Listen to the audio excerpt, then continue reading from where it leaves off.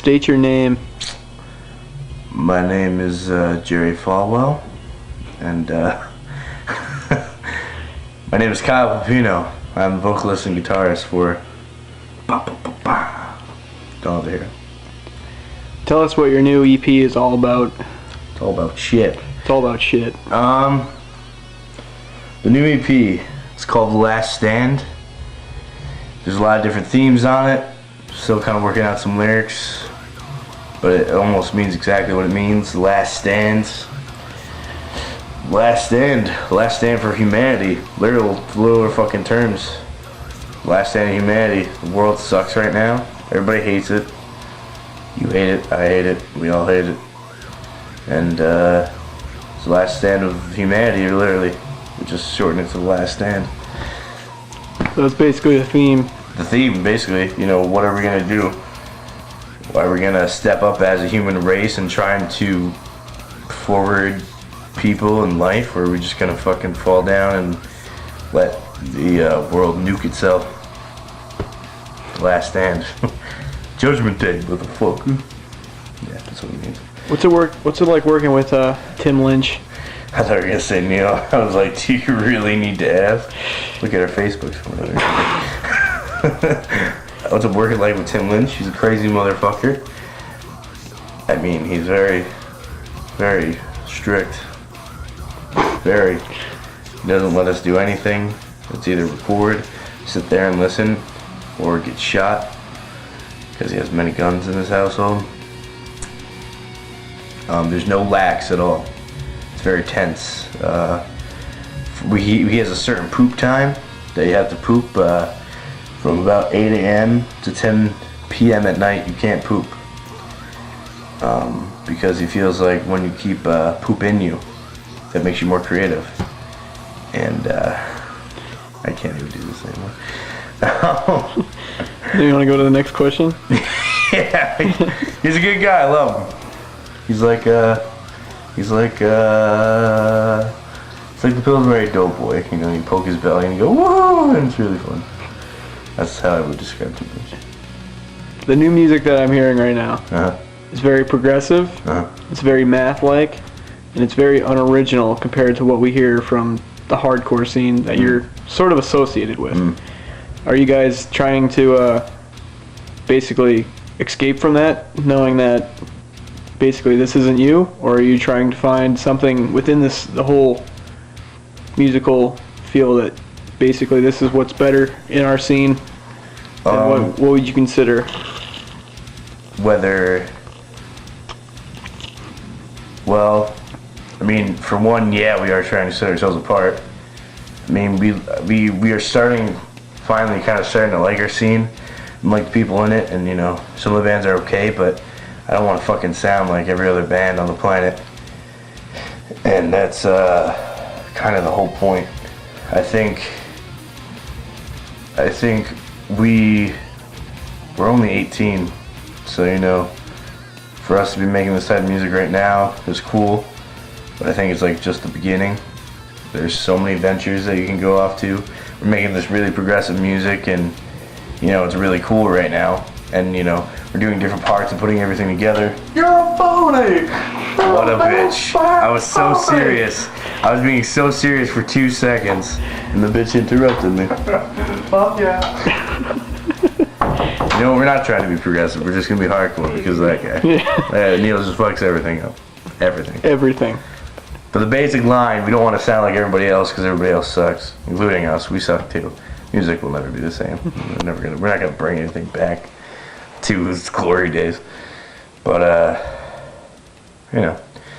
just don't want to sound like every other band. And I think if you're really in a fucking band and you really want to do what you want to do, you try to not sound like anybody else. And if you do, you're doing it for the wrong reasons, really.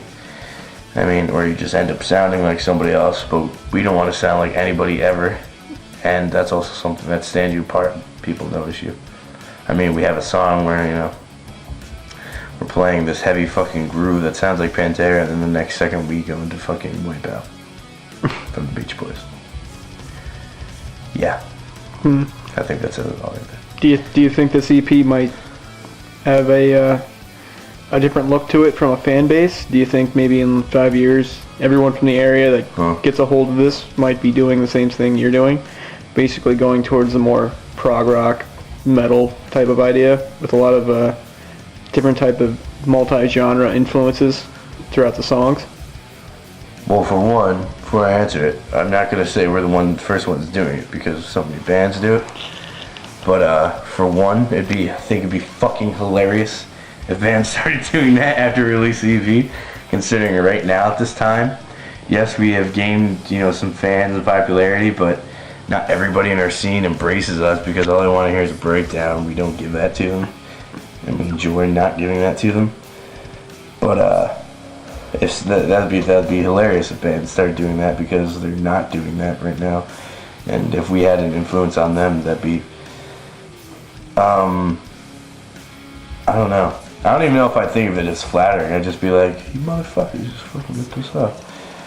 And left us for dead and then get successful off of it. Well, like you said, you're very young. So if you're doing it now, you are grabbing that young generation. Sure. So maybe, just maybe, say maybe in 5 years' time. You know what? I mean, if we did somehow have that lasting influence on like the culture, on like the kids, I mean, if we're playing progressive and kids start thinking in our area or wherever, they start thinking, oh, prog's fucking cool.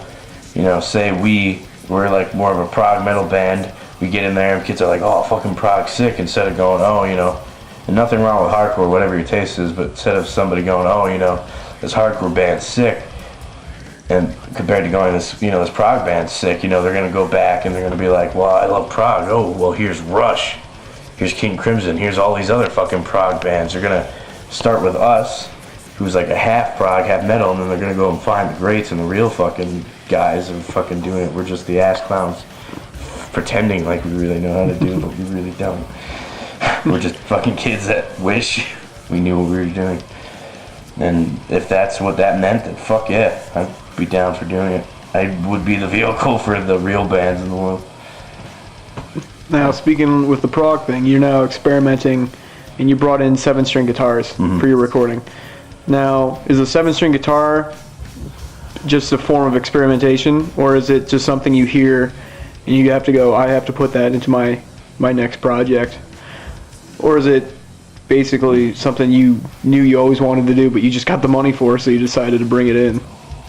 Both, kind of. I've always wanted, because I've always listened to bands and they've always used 7 strings. And for example, fucking John Petrucci from Dream Theater. I mean, I think that's a lot of people that have 7 strings go, oh, yeah, Petrucci, the fucking man.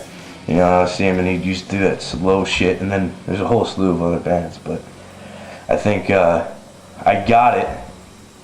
I got my 7-string finally. And you Schecter Hellraiser 7 strings, by the way. You Schecter? Plug right there. For all the gearheads out there? For all the gearheads and all the, if Schecter wants to sponsor a little someone on the call. Anyways,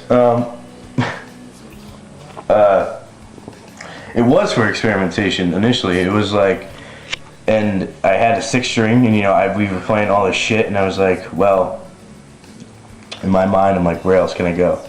What else can I do? I mean, I could get a shitload of pedals or make weird sounds like a Tom Morello or something. And I didn't know what to do, and then, that low string. And initially, it seems like all these bands, I feel like I look at 7-string in a different way. All the bands today, they look at it and they go, oh, I'm going to play some chug breakdown, that's what that low string is for. It's there for it to be heavy. And that's cool, and we do that sometimes, and there's nothing wrong with that. But I look at it and I go, in a musical sense, I go, okay, and it's extended range where you can not only have a little bassy vibe, but have it opens the guitar up to be something more than it is. We pretty much fucking took the lines of what a guitar and a bass were and just said, well, fuck that. Like, say here, here's a music staff. Here's the notes on the guitar, and then we said, let's fucking extend that a little bit. And we took the bass, so yeah, here's where it is. Let's fucking extend that a bit, where for the fucking staffs of the fucking bass and guitar are now the same. And it's ridiculous. But, so you're basically closing up the gap on the bridge section and the solo section and the lead section, right? You know, in a way, it seems like, you know, a lot of people go, oh, you know, 7-string. Well, why don't you just get a fucking bass? You know, whatever. If that's your view on things, then go for it. But I mean, here's my thing: is like I feel like in this weird sense you're fucking unifying everything. Everything's not separate anymore. You're all working as a unit. You're extending the range of everything, and everything's coming closer together. Now you have. Kyle listens to Attack Attack. I swear, I guarantee his interview is not going to be as Here's my interview, intellectual bullshit, and his interview is going to be like, I like going poop and eating poop. That's what his is. So if you're looking for that, go check his interview out because that's not going to be mine, unfortunately. I think we're good. I eat poop. Poop. I like poop. But yeah, 7-strings are badass and I like them. That's what it really comes down to. I just go, oh, that makes my penis feel good when I play with it. So that's all you need to know.